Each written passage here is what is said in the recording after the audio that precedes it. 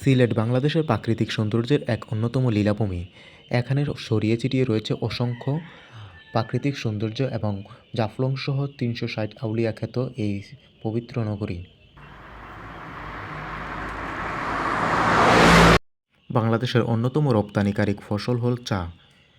চা এই অঞ্চলের একটি প্রধান অর্থকরী ফসল। বিশেষ করে হবিগঞ্জ জেলার চুনারুঘাট এবং জাফলং সহ মৌলভীবাজার, শ্রীমঙ্গল এদেশে চা উৎপাদনের জন্য বিখ্যাত। রাস্তার দুপাশ দিয়ে বয়ে চলা চা বাগানগুলো আমাদের এই রাস্তার প্রাকৃতিক সৌন্দর্যকে আরও বৃদ্ধি করে এবং আমাদের ভ্রমণকে আরও পরিতৃপ্ত করে তোলে। একটি চা গাছ সাধারণত 2 থেকে 3 ফুট লম্বা হয়। লোকালয়হীন এই বিস্তৃত এলাকা নিয়ে এই চা বাগান গঠিত।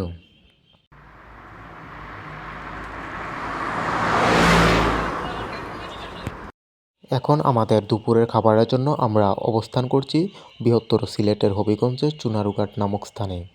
আমার চারপাশে যে বাগানগুলো রয়েছে এগুলো মূলত ব্রিটিশ আমলের। এই বাগানগুলোর বয়স 130 থেকে 132 বছর বয়স, অর্থাৎ এগুলো ব্রিটিশ আমলে স্থাপিত হয়। 1874 থেকে 1876 সালের মধ্যে এই বাগানগুলো স্থাপিত হয়, অর্থাৎ এই বাগানগুলো এই অঞ্চলের একটি প্রাচীনতম প্রাকৃতিক সৌন্দর্য বহন করে আসছে যুগে যুগে। এখন আমরা আমাদের দ্বিতীয় গন্তব্যস্থল মুরারবন নামক মাজারের সামনে অবস্থান করছি। এই জায়গাটি বিভিন্ন কবর এবং মাজারে আবৃত। তবে এখানে বিভিন্ন লোকেরা বিভিন্ন কিছু মানতি করে এবং এখানে বিভিন্ন ধর্ম ব্যবসার নামে অসংখ্য অসাধু কার্যকলাপ দেখা যায়। বাংলাদেশের অন্যতম একজন প্রাচীন এবং বিখ্যাত ইসলাম ধর্ম প্রচারক হযরত শাহজালাল রহমাতুল্লাহর মাজারের সামনে আমরা এই মুহূর্তে অবস্থান করছি।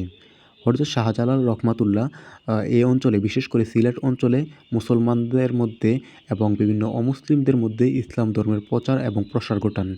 মাজারের ভবনগুলো সাদা এবং নীল রং দ্বারা আবৃত। বাংলাদেশের বিভিন্ন জায়গা হতে এখানে লোকজন আসে এবং হযরত শাহজালাল রহমাতুল্লাহ আলাইহিস-সালামের কবর মাজার জিয়ারত করে এবং এখানের দেয়ালগুলোতে বিভিন্ন ধরনের কবুতর দেখা যায়।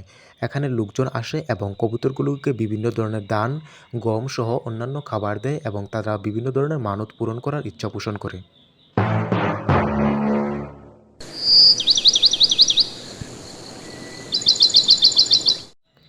পাহাড়গেসা ভারতের মেঘালয় রাজ্যের ডাউকি শহরের পাশে অবস্থিত বাংলাদেশের অন্যতম একটি প্রাকৃতিক সৌন্দর্যের জায়গা। বাংলাদেশের জাফলং জিরো পয়েন্টে আমাদের গন্তব্যস্থল এখন। পরিষ্কার, স্বচ্ছ, শীতল পানি এবং চারপাশের পাহাড় এবং ঝুলন্ত ব্রিজ এ অঞ্চলকে অন্যতম প্রাকৃতিক সৌন্দর্যে পরিপূর্ণ করে তুলেছে।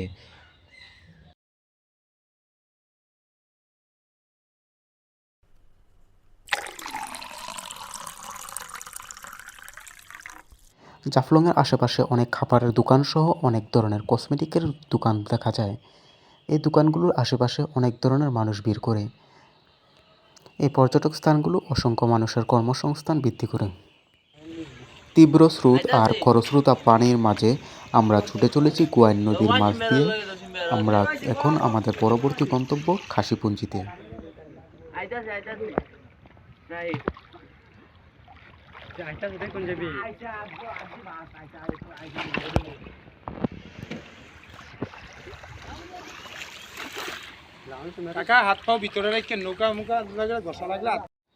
নদী পার হয়ে আমরা আমাদের পরবর্তী গন্তব্য খাসিপুঞ্জির চা বাগান এবং খাসিপুঞ্জির যে জনবসতিগুলো আছে সেখানকার আমরা ছুটে চলেছি।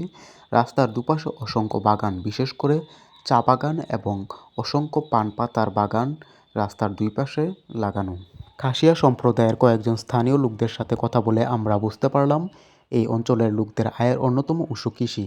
বিশেষ করে রাস্তার দুপাশে অসংখ্য পান বাগান, সুপারি বাগান এবং কলা বাগান সহ আরও অন্যান্য বাগান দেখা যায় এবং এখানকার লোকজনগুলো বিশেষ করে শিক্ষার প্রতি অনেক আগ্রহী। আপ্যায়নপরায়ণ এই কাশিয়া জনগোষ্ঠী এখন থেকে প্রায় আনুমানিক 500 বছর আগে ভারতের আসাম অঞ্চল থেকে বাংলাদেশের সিলেট অঞ্চলে আসে।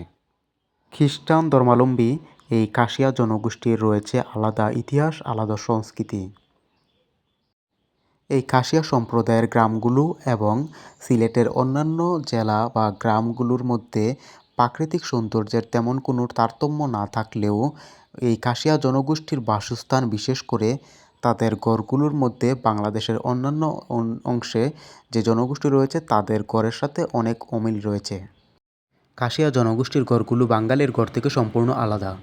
তারা গড়ে ওঠার জন্য সিঁড়ি ব্যবহার করে এবং মাচা ব্যবহার করে। তারা তাদের প্রাচীন সংস্কৃতি রক্ষার জন্য পাকা গড়গুলিতেও সিঁড়ির ব্যবস্থা করে, অর্থাৎ নিচের অংশ খালি রাখে এবং উপরের অংশতে তারা বসবাস করে।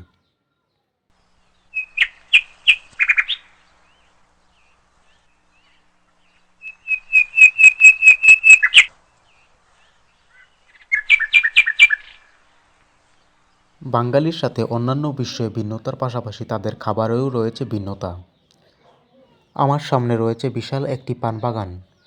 এই অঞ্চলে বিশাল বিশাল এরিয়া নিয়ে পান বাগান লাগানো হয় এবং পান বাগানের মাঝে সুপারি গাছ লাগানো হয়।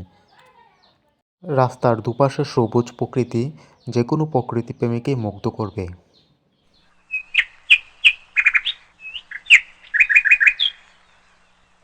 বাংলাদেশ থেকে রপ্তানিকৃত চা পাতার একটি বড় অংশ আসে এই খাসিয়াপুঞ্জির এই চা বাগানগুলো থেকে।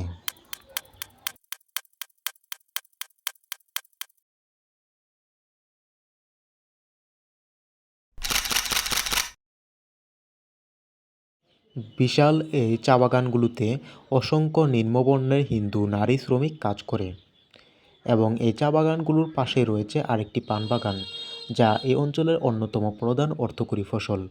এই বাগানগুলোতে ঘোরার সময় সবসময় সচেতন থাকতে হবে, কারণ এই বাগানগুলোতে রয়েছে অসংখ্য পোকামাকড়, সাপ বিচ্ছুসহ আরও অনেক কিছু। এই খাসিয়া জনগোষ্ঠীর বাগানগুলোর পান পাতাগুলো আমরা সাধারণত বাঙালিরা যে পান পাতাগুলো খাই সেগুলো থেকে তেজ বা ঝাঁজ একটু বেশি হয়।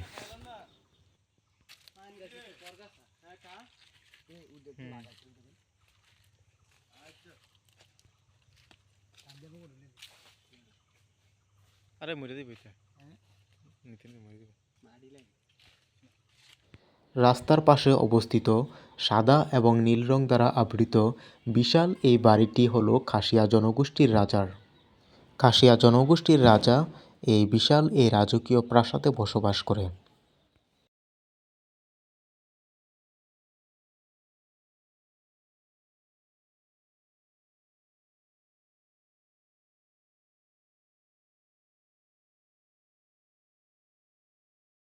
খাসিয়া জনগোষ্ঠীর ঘরবাড়িগুলো বিভিন্ন রঙিন রং দ্বারা রাঙানো এবং তাদের বাড়ির সামনে বিভিন্ন ধরনের গাছ, বিশেষ করে ফুল গাছ লাগানো হয়। সুন্দর পরিষ্কার পরিচ্ছন্ন রাস্তাঘাট এবং ঐতিহ্যবাহী সংস্কৃতি সম্পন্ন এই ঘরবাড়িগুলো বাংলার, বিশেষ করে এই খাসিয়াপুঞ্জিকে আরও সমৃদ্ধ করে তুলেছে। সবুজে ঘেরা সংস্কৃতিপূর্ণ এই খাসিয়া জনগোষ্ঠীর রয়েছে বিভিন্ন শিক্ষা প্রতিষ্ঠান এবং রয়েছে তাদের বিভিন্ন গির্জা এবং ধর্মীয় উপাসনালয় সহ বিভিন্ন খেলার মাঠ।